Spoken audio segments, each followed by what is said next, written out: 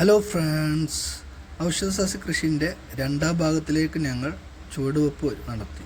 അതായത് ഞങ്ങൾ പാലക്കാടുള്ള കഞ്ചിക്കോട് അവരുടെ ഫാക്ടറിയിലോട്ടുള്ള യാത്രയിലായിരുന്നു.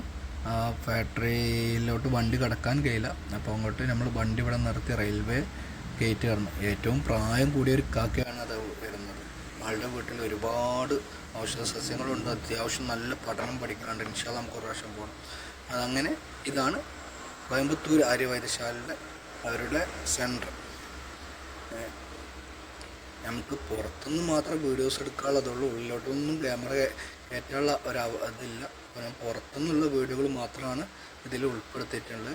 ചില ഭാഗങ്ങൾ അവരറിയാതെ ഫാക്ടറിൻ്റെ ഉള്ളിൽ നൈസ് ഇതായിട്ടും എല്ലാം എടുത്തു പോകുന്നതായിട്ടുള്ളൊന്നും നമുക്ക് പ്രവേശനവുമില്ല. അവിടുന്ന് നമ്മൾ ഇറങ്ങിയപ്പോൾ അവരുടെ രണ്ടാമത്തെ ഒരു ഏരിയ ആണ് ഇത്. ഇവിടെയും അതിൻ്റെ ഉള്ളിലോട്ട് നമുക്കിപ്പോൾ കയറാനുള്ള ഒരു ഇതുമില്ല, കയറാനുള്ള ഒരു പെർമിഷൻ നമുക്കില്ല. നമുക്ക് കയറാനുള്ളത് ഇതാ AVP ഹെർബൽ ഗാർഡൻ.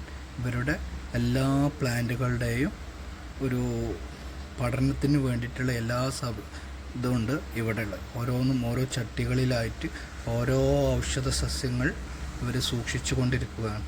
നമ്മൾ ഓരോ കാര്യങ്ങളൊക്കെ കഴിഞ്ഞു. പക്ഷേ ഇനി നമ്മൾ പോകുന്നത് ഇവരുടെ പറമ്പിലോട്ട്, മീൻസ് ഗാർഡൻ സെറ്റ് ചെയ്ത എല്ലാ ഇതുണ്ട് ഇവിടെ. ഇതിനെക്കുറിച്ച് നമുക്ക് ഓരോ ക്ലാസ്സുകൾ അവരിങ്ങനെ പറഞ്ഞു തന്ന് കൃഷി ചെയ്യേണ്ട ഓരോ രീതികൾ എങ്ങനെയാണ്, ഇതാണ് സസ്യം, ഇതെല്ലാം അവരുടെ മദർ പ്ലാന്റ് മാത്രമാണ്. ഇവരെ അതിനെക്കുറിച്ച് കാര്യങ്ങൾ മറ്റുള്ള പഠനത്തിനും കാര്യങ്ങൾക്കുള്ള എല്ലാത്തിൻ്റെയും മദർ പ്ലാന്റുകൾ മാത്രമാണ് ഇവിടെ ചെയ്തിട്ടുള്ളത്. എല്ലാം 10 സെൻറ്റായിട്ട് അവർ കുറച്ച് കൃഷികൾ ഇവിടെ എല്ലാതും ചെയ്തിട്ടുണ്ട്. ഞാൻ ഒരുപാട് ഔഷധ സസ്യങ്ങളെക്കുറിച്ച് ഞാൻ കാണാൻ കഴിഞ്ഞു, പഠിക്കാൻ കഴിഞ്ഞു. എല്ലാത്തിനും അവിടെ ഓരോ റിപ്പോർട്ടുകൾ അവിടെ എഴുതി വച്ചിട്ടുണ്ട്. ആ ഒരു ഭാഗമായി എനിക്ക് വളരെ വളരെ സന്തോഷമായി. കാരണം നമ്മൾ കറ്റാർവായനെ കുറിച്ച് പഠിച്ച് കറ്റാർവായൻ്റെ ഇത് കാര്യങ്ങളൊക്കെ ഉള്ള ഓരോ കാര്യങ്ങൾ പറഞ്ഞു. പിന്നെ കറ്റാർവായനെ കുറിച്ച് പറയുമ്പോൾ നമ്മൾ പല വീടുകളുടെ മുന്നുകളിലും കറ്റാർവാഴ തൂക്കിയിടുന്നത് കണ്ടല്ലോ. അത് അതിൻ്റെ ഐതിഹ്യവും നമ്മളെക്കുറിച്ച് പറഞ്ഞു തന്നു. കാരണം എന്തെങ്കിലും മുറിവോ കാര്യങ്ങളോ എന്തെങ്കിലും സംഭവിക്കുമ്പോൾ ഏറ്റവും വലിയൊരു ഔഷധമാണ് ഈ കറ്റാർവാഴ. ആ കറ്റാർവാഴ അതുകൊണ്ടാണ് പെട്ടെന്ന് എന്തെങ്കിലും ആവശ്യം വരുമ്പോൾ ഉപയോഗിക്കാൻ മാത്രമാണ്, അല്ലാതെ അത് വേറെ ഒരു ഇതില്ല എന്നാണ് മൂപ്പര് നമ്മളെ പറഞ്ഞു തന്നത്.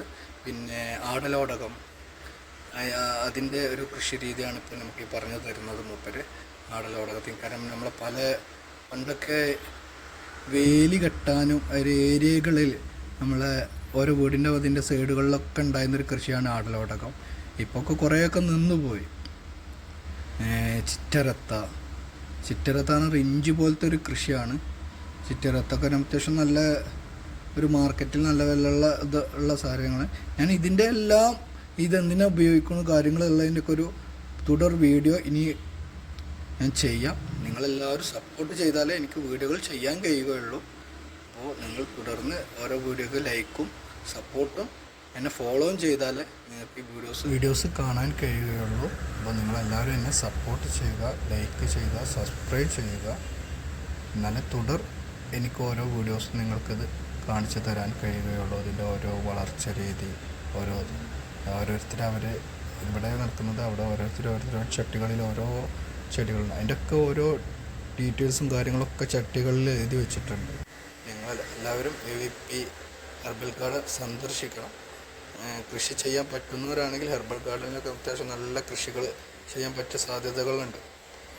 നല്ല വരുമാനമുള്ള ഒരു മാർഗമാണ് എന്നാണ് നമ്മൾ കരുതുന്നത്.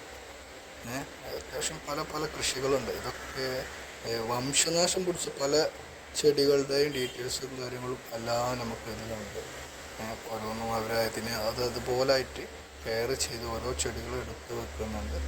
അത്യാവശ്യം നല്ല സ്ഥലങ്ങൾ അവിടെ കാണാനുണ്ട്.